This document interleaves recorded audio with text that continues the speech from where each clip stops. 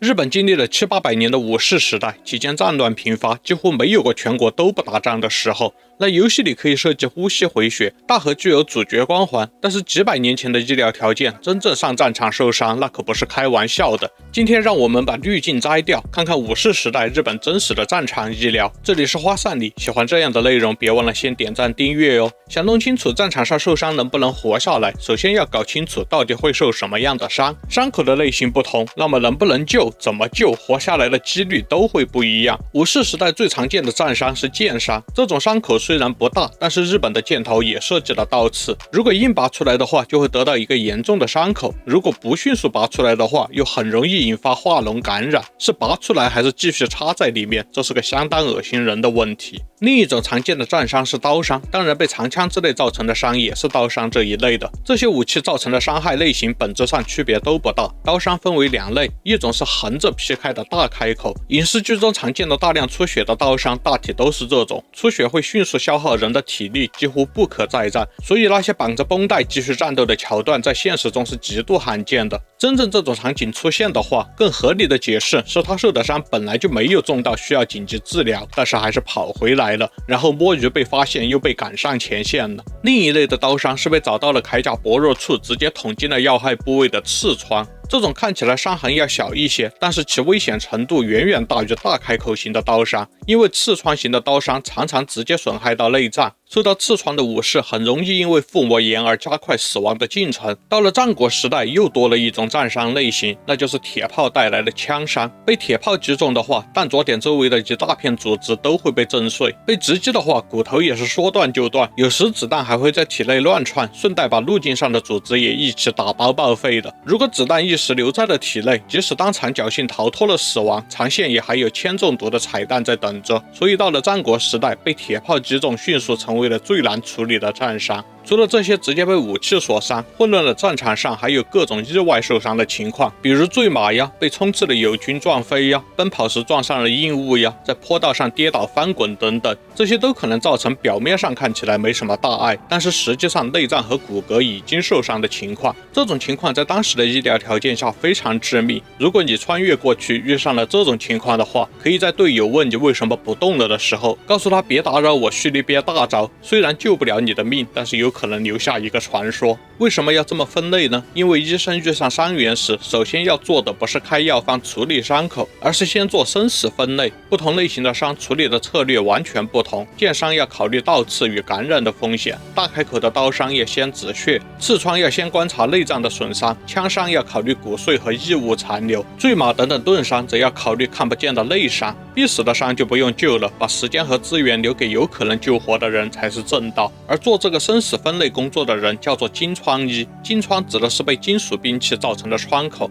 所以金疮医其实是专攻刀砍、矛刺、剑穿、铁炮所致的外伤。这些金疮医有的出自寺院，靠寺院的药源与慈悲之心帮助战场上受伤的人；有的是游侠，在走南闯北的过程中逐渐了解了一些外伤医术；也有的是武家专门培养的医生。有些武士家族藏有寿命传日的医书，并且作为家族技术传承；也有些武家大名认识到了战场医疗的重要性，能多救下一些老兵老将，或者让他们更早的回归现役，对于整体作战能力是很重要的。所以有些大名在军队编成时就设置了常备的随军金疮医。武田信玄、德川家康、伊达政宗等人都在自己的领地内推行了这一改革。当然，为此这些势力也会公开面向社会招聘会医术的人。以前的大名也不是没有过类似的做法，但是通常效果不是很明显，所以没有变成常备的制度。而这些战国大名之所以有机会完成这项改革，是因为当时有了更多更可靠的医生。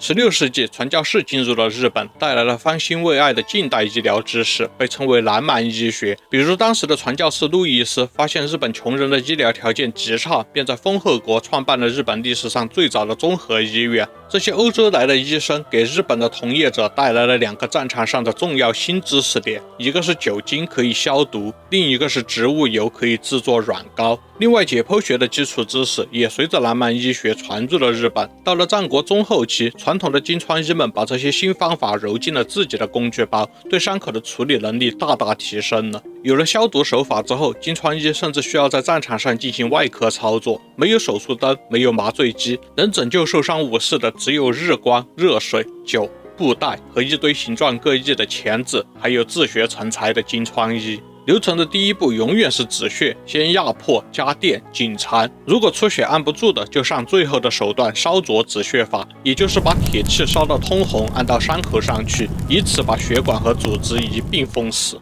止住血之后就该清洗和清创了。战国时代的日本人已经知道了异物进入体内，伤口不清洁以及伤口化脓都会导致死亡，所以金川医们也发展出了专门取出各种常见战场伤口残留物的工具。比如对于剑伤，金川医会沿剑道扩开身体组织，然后用专门的拔子和钳子取出箭头。对于插得很深的箭头，也有把箭头从身体的另一侧推出来的操作。铁炮伤者更棘手，弹片不规则，骨裂四散，医生得在血瘀中摸索异物，甚至有可能取出这些异物的过程反而成了致命伤。所以面对铁炮伤，金川医也要取舍，救不救，救到什么程度这些。处理完之后，金川医要把能看到的坏死组织尽量减去，以减少后患，并且用热水清洗伤口和用酒来杀菌。当然，当时的日本是没有麻醉技术的，在整个过程中给患者减轻痛苦的配置有一大碗酒、一口牙套、3-2个按住患者的助手，以及默念南无阿弥陀佛。伤口较大的话，完成这些治疗之后还要缝合与固定，尤其是大开口型的刀伤，几乎都有这个步骤。当时显然是没有手术线的，金川医需要把伤口拉拢，然后用麻线一针一针的把伤口缝上。别忘了，这些操作都不是在无菌环境下完成的，所以如果是较深的伤口，还需要注意不要把伤口完全缝合，要留下一条排液通道。武士接受完这些治疗之后，术后感染也是一个发生概率比较大的随机掉落debuff。当然也不可能有术后疼痛管理这种东西，金川医能提供的只有安慰性质的草药，建议多喝酒麻醉自己，以及建议咬块木板或者皮革，以避免咬碎牙齿或者咬断舌头。之后的换药和继续处理频率主要取决于环境。如果是武田、德川、伊达军中的有常备医疗物资的队伍，干净的布料、热水、药膏这些都供应得上的话，那就可以多次清洗和消毒，降低感染的风险。如果这些物资不够的话，那就多念几次南无阿弥陀佛，求佛祖保佑吧。当然，武士时代也没有能力酿造烈酒，即使是在医疗资源充足的部队中，频繁的清洗和消毒，其实杀菌效果也有限。当然也没有抗生素，所以无论如何，受伤之后都必然要面对感染这个大 boss。如果最终还是不幸破伤风了，那么之前的努力就算是白费了，不如说是反而加重了负伤武士的痛苦。因为破伤风致死之前，会让人好几天在意识清醒的情况下，慢慢感受身体组织和机能的异常。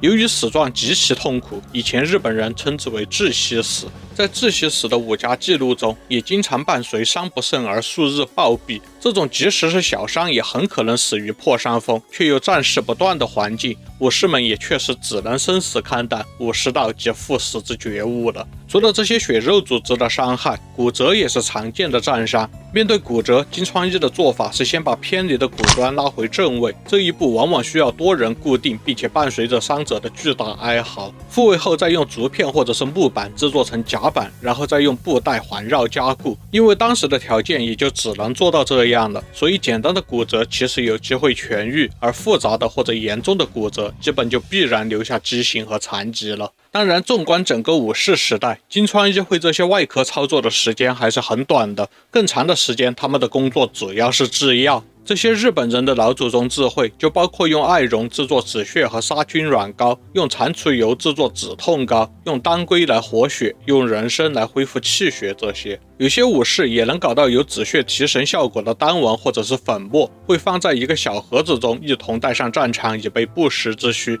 当然如前所述，金川一的来源有僧侣、武家、游侠3种。这些制药技术就像是修仙小说一样，僧侣和武家的技能来自各自排外性的宗门传承、世家传承，外人很难完全去掌握。游侠的技术则都是一些落后的或者严重缺乏验证的民间经验，因此武士时代日本的药学水平一直非常落后，而且价格奇高。当然，现代实验中的现实是，武士即使花了大价钱买这些药，大部分情况买的也只是安慰剂。那么这些药到底有没有用，就被认为很依赖运气了，或者说的好听一点，天命。所以当富山武士命大，没有死在战场上，那么在金川一给他提供持续治疗的这个期间，他的家臣就会去各种佛寺和神社祈福，求符咒或者写下神佛的名字回来喝符水呀，求护身符回来绑在富山武士的佩刀上呀，这些也是常规操作。其实这些东西它也不便宜。总之，在日本的武士时代，虽然战事不断，但是一旦在战场上负伤了，那就惨了。